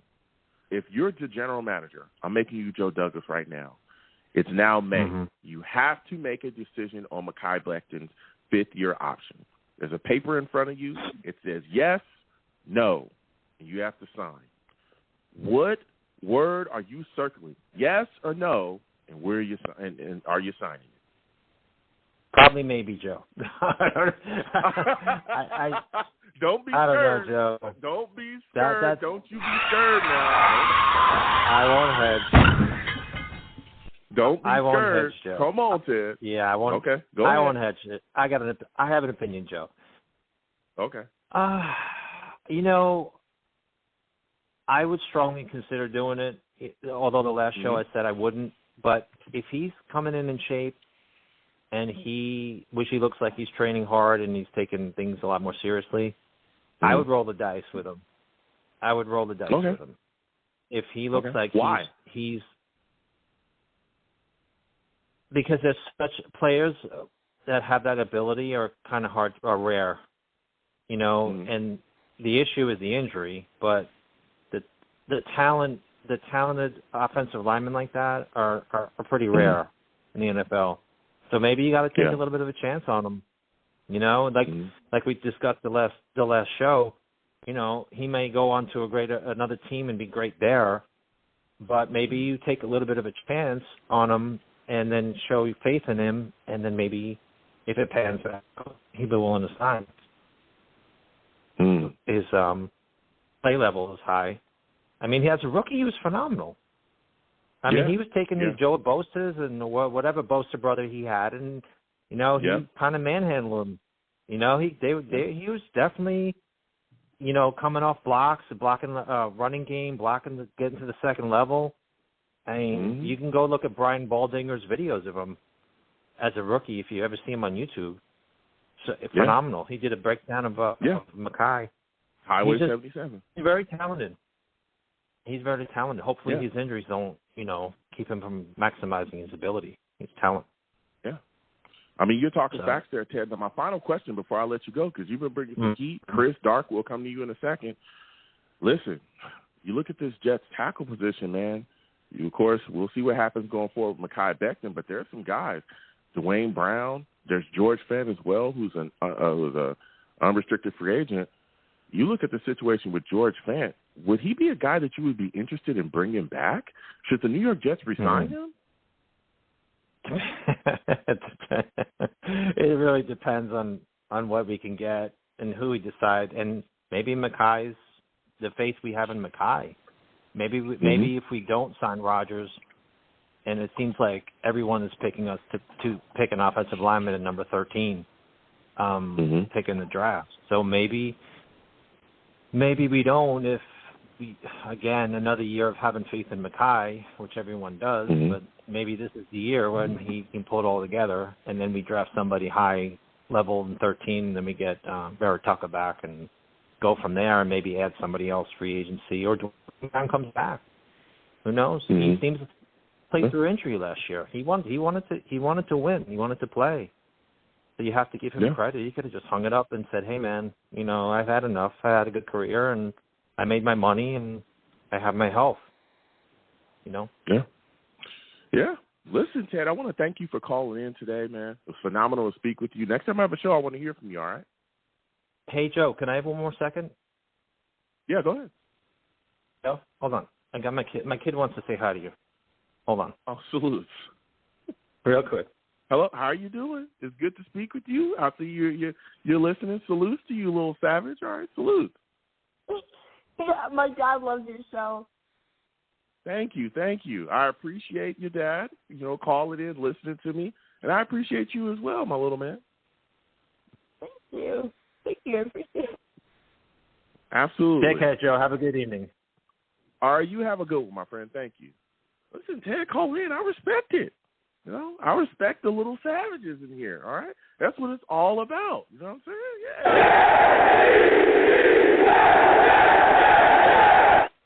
I always tell people, curse on my show, I'll get you out of here fast.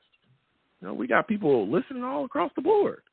Salutes to everybody. Salutes to all savages. We're going to keep the show going. 515-602-9639. 515-602-9639 is the number. Call in. Next, I'm going to my guy, Chris. Dark, other callers, we'll get to you in a second.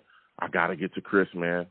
We know that Chris is going to have some takes. Salutes to you, Chris. I want to thank you for calling in. For those of you that don't know, Chris, he's a savage. Hey, what's up, brother?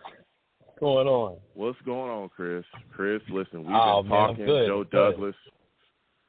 Oh, man. Listen, a lot of discussion today about Derek Carr, Aaron Rodgers. Aaron Rodgers still ain't talked to the Packers. Chris, I'm nervous. Chris. I'm not going to lie. I'm shaking in my boots. All right, we done came out of the darkness retreat. We still in the dark, though. He ain't said nothing to nobody. Man, are you worried, okay? Should the New York Jets just move off of Aaron Rodgers at this point and focus exclusively on Derek Carr? What say you? I'm worried. I say absolutely yes. Because Aaron Rodgers, he just, I don't know, man. I don't know. It's not just being weird. It's just like, that you have a lot of, teams waiting on you. You have all this stuff to do, and you're just sitting there, just like not doing anything. You just feel the world is supposed to wait on your decision, and that's just a narcissistic. You got to have it to be a quarterback in and of itself, but a narcissist is just a self person, and it just, I don't know, man. It's dangerous to bring in Aaron Rodgers. Yeah, listen, Chris, I need you to fix your phone a little bit. You sound far away. I don't know if you got me on a headset or what's going on, but come a little bit closer to your phone. I need to be able to hear you a bit better. Yeah. Look, I hear what you're saying. Okay, I'm not gonna lie. I've said it before. I'm not shook. I'm shooketh. Okay, I'm a little worried here. I waited for you to come out of that retreat. I waited for you, to go into the retreat to begin with. It was a couple days, and I waited for you to come out. And I expected some type of answer at this point. And the fact that he still hasn't talked to the Packers general manager or the Packers as a whole and told them anything is like, what is going on? But there's a flip side of this, though, Chris, and I want to get your thoughts on this. Yeah. There's some people that think that maybe he has not said anything to the Packers, not because he doesn't know what he wants to do, but that he just doesn't care about the Packers anymore, that he's ready to move on. A lot of people say that that's in his personality. Do you think that could be the reason that he hasn't said anything to the Packers? No, I think and that we shouldn't be worried about whether he's committed or not to football? He wants to just stick it to the Packers. And I think it's a revenge thing where they drafted Jordan Love. They didn't draft a wide receiver. I think he's playing a revenge. He says, well, why should I do anything for them? And everybody just has to wait on me. You see, you have people like that in this world who have a lot of stuff, and then they want the whole world to just wait on them. They feel that they're that important, that the whole world revolves around them. And they get off on that, man. Like AB. He gets off on that. Like the whole world, Kanye West mentality. The whole world revolves around me. And that's dangerous, man, especially in the football environment. Listen, he was on the Pat McAfee show. They asked him a whole bunch of questions. He gets tweets from Raiders fans. He gets tweets from all these fans. He know what time it is. So the responsible thing for him to do was come out of that thing. He says, I want to be traded, or I don't want to be traded. He knows everybody's asking about it. He's a very smart guy, man. And that's the dangerous part of this whole thing. Yeah. No, you're not lying. You're not lying, okay? Because let me tell you something. I'm telling you, I'm a little worried. I'm just a little worried. Yeah. I'm worried because I hear you. Derek Carr is continuing to talk to other teams, and he's continuing to garner more of a market, right? Talk to the Saints. He's meeting with them again. He met with us again. He's meeting with the Carolina Panthers. He is in Indy during the Combine, and he's talking to other teams. And there's supposedly various other teams as well that he's going to be meeting with, and he's going to be discussing the future, his future in the league with them. And I'm telling you, as he continues to shop himself and gain more of a market, the more the Aaron Rodgers play around, the more the fire starts to build surrounding Derek Carr. And then who knows what can happen. Let's say Aaron Rodgers retires or goes somewhere, that market for Derek Carr is going to be vast. And if Aaron Rodgers does not end up with the New York Jets, I'm telling you, the bidding war for Derek Carr is going to start. It's going to start. And I know there have been reports about he only wants $35 million and all that stuff. Listen, I remember we threw a boatload of money at Kirk Cousins, right? And he had a market, and he just decided where he wanted to go. And the Vikings paid him very well. They paid him very well. A quarterback of Derek Carr's ilk, what he can do, the things that he's been able to show in this league, if you think that he's not going to get cashed out when we've seen various other players in this league get cashed out, you're insane, especially quarterbacks. They get paid out of the wazoo. Washington just cut Carson Wentz today. Carson Wentz is making $32 million a year, and he is trash. Right. Everybody says that. So if you think that he's trash, and you don't think that Derek Carr could get paid, you're out of your mind, man. Give me your thoughts on that, Chris. I think he's going to get paid. But here's the thing about Derek Carr that nobody has said on any show that I've heard, and I've thought about this. Derek Carr, David Carr, was a quarterback in the NFL, right? Yep. And David's been around for a while, talked to Hall of Fame quarterbacks and stuff. What gives you the best opportunity to get in the Hall of Fame? Is it trying to chase Drew Brees' record with the Saints, or is it winning a championship with the New York Jets? See, I think Derek Carr is the type of guy you out there in L.A. and he's kind of a gritty guy. I think he relished the chance to take the Jets to the Super Bowl. I think that it would motivate him to actually do that. I think it would put a fire in his tank to do that. I think it would motivate him to do that. And I think that all the stuff that, just rolling right behind Drew Brees, you're never going to be bigger than Drew Brees. You can win maybe win one Super Bowl or stuff, but if you win one here, you are a Hall of Fame quarterback. And that's the one thing that you look at as a long-term, at a certain point, what is my legacy going to be? If I win one Super Bowl, I'm 30-something years old, right? And what is my legacy going to be? I'm going to go back up Drew Brees, and or I'm going to go to the Jets, and I'm going to try to slay the ultimate giant. And I think Derek Carr's that type of guy that wants to slay the giant, man. And you know him. Well, I tell you. Yeah, but there's a lot of other factors as well. The NFC is a factor. You got the Bucks. The Bucks are a good football team. They've got a great structure in place. There's other teams that are quarterback hungry. A lot of teams that are quarterback hungry that have options, and he can end up going there. And again, we're talking about just money, but he's also talked about how he wants to put his family, make the best decision for his family as well. That cash could come into play. So we'll see, but this whole situation making me a little bit nervous. Now, my final question for you, Chris, before I let you go, Mekhi Becton, man. A lot of people making discussions about him. Man. I'm going to make you the Jets general manager right now, 5th-year option. Would you give it to him or not give it to him, and why? Heart. The heart can't be measured, right? You can't measure a man. Oh God. You can't measure a guy that tries hard. But the practical thing is that I got to see you do it. You know what I'm saying? Okay. And Mekhi has had this opportunity to get himself in a situation, or and be that guy to the Jets would need. So I think that Are you doing it? Don't be scared, I probably Chris. wouldn't do it. Are you doing it? I probably would. I probably would. I don't need no pot. This is what Chris be doing. Hold on, let me show y'all what Chris be doing. Man. Y'all, you see how Chris just tried to slide out of here with that? I'll probably get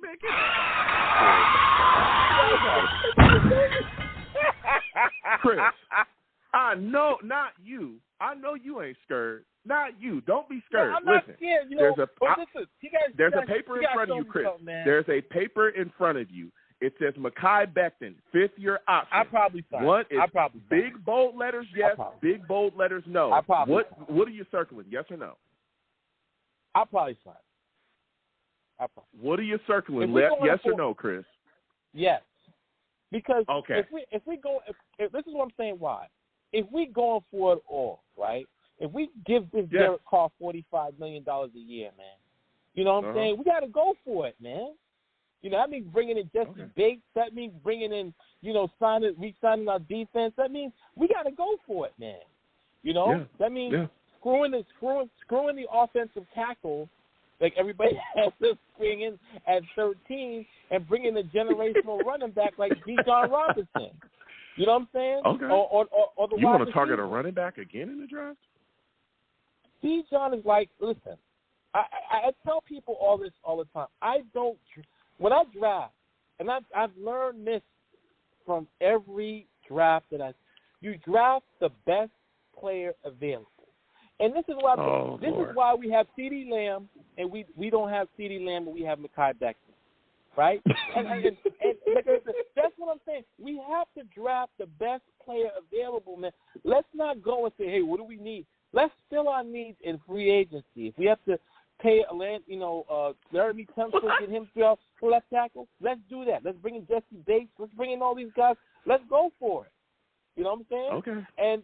And I'll say, hey, the best. And this is what I'll leave you with, right? Everybody's talking about a Super Bowl and stuff, but we got a guy in Kansas City that's Superman, and you got to keep him off the field if you're going to win. No matter what kind of defense you got, you got to keep him off the field, and the best way you can keep him off the field is with a good running game, because that's Superman right there. Yeah, but the key to having a good running game, your offensive line, one of the keys is your offensive line has to be solid. The Jets' offensive line left a lot to be desired. Yes, we're getting guys back, ATV, all those guys, but we must continue to address the offensive line. But is Michael Carter, is Michael Carter, you got to ask yourself a question. When Breece Hall was in, he was running. He got yards. He got yards. When Michael Carter was in there, he didn't do too good. And then we seen Bam Knight get some yards. So the offensive line is not that bad. And we had injuries last year. 30% of your team is going to go down every year. You can't help it. Well, I was all right. Listen, Chris, I want to thank you for calling. I got other calls I got to get to them. You have yourself a good one. Listen, Chris calling in with some takes. We're going to get to these callers. Salutes to Chris. I want to thank you for calling in. We're going to keep on rolling. 515-602-9639. Next, Dark, call back in. We're literally about to get to Dark right now. I had to talk to him, but hopefully he gets back in. I want to talk to him about this. Next, we're going to go to my guy, Julio. Julio, other callers, hold on. We'll get to you in a second.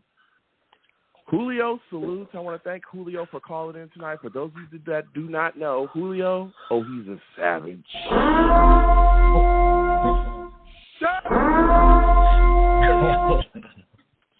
Julio, listen, man.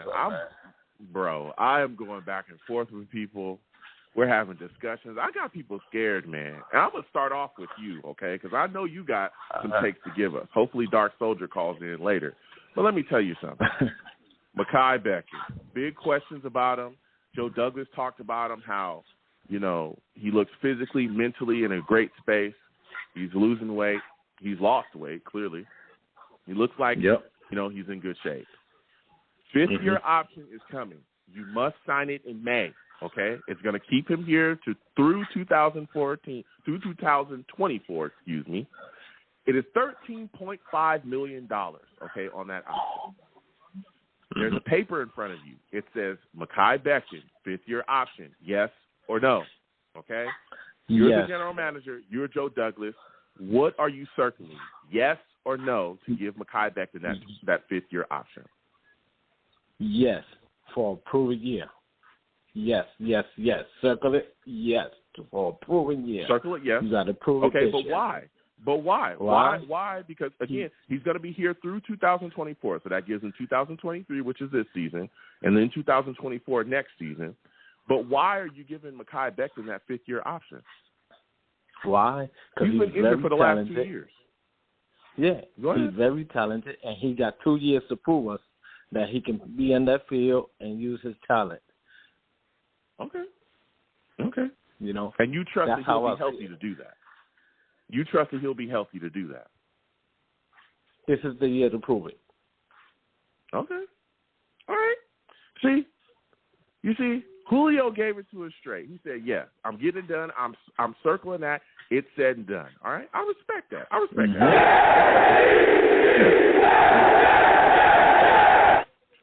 He didn't run. He wasn't scared. Now, no. As we continue to talk about this, right? We're talking about this offensive line. You look at this situation, man. I'm wondering, what do you see the Jets doing with Mekhi Becton? Do you think they'll stick him back at left tackle? Do you think he'll stay at right tackle? How do you think the Jets will handle him? Switch him a couple of times. Make him feel comfortable. I don't think he's going to start, but let him come in. Let him get comfortable. Let him get back where he was, like he was in Louisville, you know?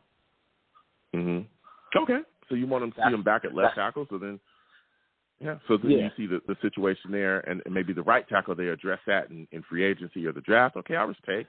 Now, as we continue on, there's a lot of... You got to remember. You got to remember, we still got Mitchell, and we still got Tucker, you know. Yeah. You know, Tucker can go either side, too, you know? Yeah, I mean, there's a lot of talk about that as well. I know people that want to put Vera Tucker at tackle. I'm not the biggest proponent. Of course, he played well there, but I'd like to see him back at guard where he was just absolutely dominating. He played great at left tackle. He played great at right tackle. But one of the guys you brought up, and it's great that you brought him up, I was waiting for somebody to talk about him, Max Mitchell. Max Mitchell's a guy that did play well for us last year before the knee injury. Then he had blood clots, you know, so he ended the season not playing. But he's a guy that's a very interesting piece to the puzzle as well, like you brought up, the fact that maybe he's the guy that we can go forward with the right tackle because he was impressive. Am I right? Yep, you're right. And I believe Mitchell is a special guy. He's a special guy. He's going to do his thing this year. Now, when you look at this situation, right, Joe Douglas just came out and talked about how the New York Jets have a lot of flexibility with cap. Okay, they can create very large amounts of cap room because they don't have a lot of money prorated tied up in contracts in the future. Do you think that this opens the door for the New York Jets to make big splash free agency signings in this upcoming free agency to really boost this football team? All right. I got one big that is going to be the biggest splash of all that they probably do. And they're going to get called. That's about it. I don't think that will be the biggest splash that we're going to have. Okay. Or unless, and like I was going to say it like this, unless Baltimore don't even try to French tag Lamar Jackson, and that will happen. And Joe Douglas, familiar with Baltimore, he might try to go and get Lamar Jackson. You know? Okay.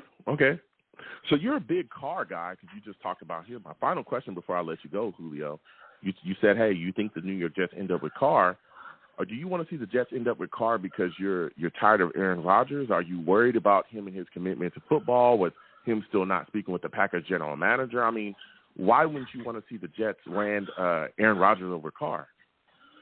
Because I'll put it like this. Joe Douglas will not give up so many picks for a player. He gains you think picks. He's going to be he too much? Never give out picks. You see? So if anybody, it will be Derek Carr. But he can't pay attention because of Lamar Jackson. Because everybody's sleeping Lamar Jackson. Because not too long ago, and matter of fact, this morning, they were talking about that the Jets was high on Geno Smith again, and I don't want Geno Smith back. Look, listen. As you know as well as I know, Julio, there's some smoke screens and bogus reporting that goes on at times. All due respect. That was. I like, that was Gino had his time here, that was Stephen. And I think that was Stephen A. Smith. Yeah, look, and I get it, and I think somebody else reported that too. Look, I get it. There's a lot of things, smoke screens. I don't think that there's a chance that Geno Smith ends up being a New York Jet again. I just don't. He had a time here. Not. It's wonderful what he did in Seattle. That's great. He's resurrected or, really kind of revitalized his career there. We'll see what they do with him going forward. And he's a great fit there. But here it's just... I just believe we're going to get Carr. Okay. I just believe we're going to get Carr because Carr is a free agent, and Joe Douglas is not the type to give up multiple first-round picks. He likes to gain first-round pick, Yeah. No, listen, and I hear you. So before I let you go, Julio, because you've given us some amazing takes. When you look at this situation, New York Jets are, they have some guys that are free agents, man, at the offensive line. Mm-hmm. Connor McGovern is one of them. Do you think the New York Jets should re-sign him, or do you want to see him, moved on from and see that the Jets, attack the center position in the draft or free agency? Re-sign him. He's an important centerpiece right now. There's not too many centers that's going to be a free agent that we can trust right now. Get him. This is the time now. We're going to have a great offensive line. We're going to have Breece Hall come back. Everything's going to, Okay. Let's re-sign him. We don't want to go get another center and then he'll be worse than what McGovern, you know? I tell you what, McGovern was bad, though.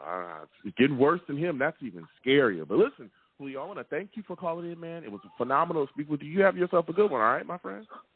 All right, you too, buddy. All right.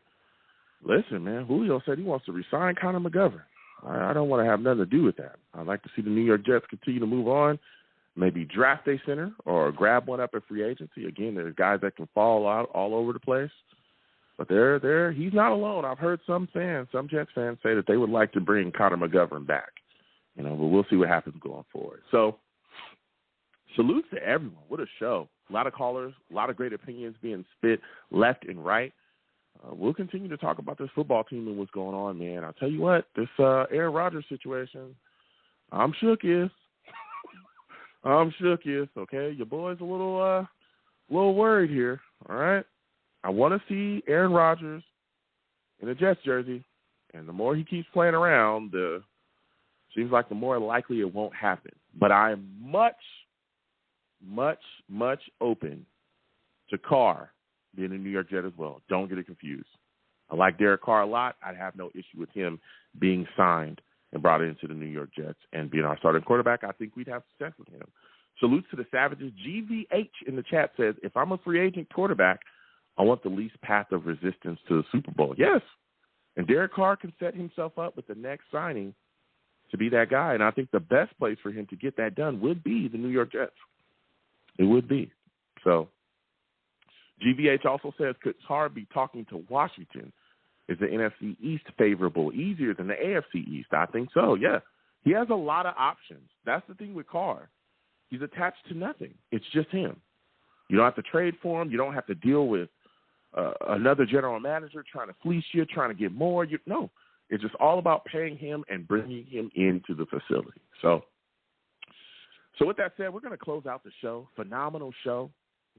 Great talking to everybody. Listen, I am the man of the people. I'm here for the people. Let me shamelessly promote my Facebook page. Everyone go over to Facebook, search The Long Beach Joe Show. Like that page. My content's up there. Go ahead and give it a listen. Message me. I'll message you right back. I love going back and forth with you folks about this football team. Also, leave me some feedback. I love hearing about what you folks think I do here on The Long Beach Joe Show. I'm also on Twitter as well, okay? Going over to Twitter, at The Long Beach Joe, at The Long Beach Joe. Personal Twitter is at YoungJ00. Follow me, I'll follow you right back. And troll me, no issues. I will have my Vera Tucker jersey on at all times. I'm the troll that lives under the bridge, okay? I'm the troll that lives under that bridge. I'll have that Vera Tucker jersey on, I can't wait till he comes back next year. He's going to be dominant. He's going to be dominant next year, man. A lot of people sleeping on him. But he's going to wake you up, believe me, all right? So I'll have that Beard Tucker jersey on. I'll throw you right back. Let's go back and forth, all right? I'm also on YouTube as well, okay? Long Beach Joe Jets on YouTube. Subscribe, hit that notification bell so when I post content, you folks will be in the know. If you don't troll me, get in those comments, and we can go back and forth, and I'll troll you there as well. And as always, people, when you see me in person, it is arms out, chest open, free hugs for everyone, okay? Free hugs for everyone. I want to thank you folks for listening. I want to thank you folks for calling in. I want to thank you folks for being involved in the show any way that you are. I truly appreciate you people. Without you, I'm absolutely nothing. I want to thank you folks for getting involved with your boy. Till the next show, you folks have a good one. Peace.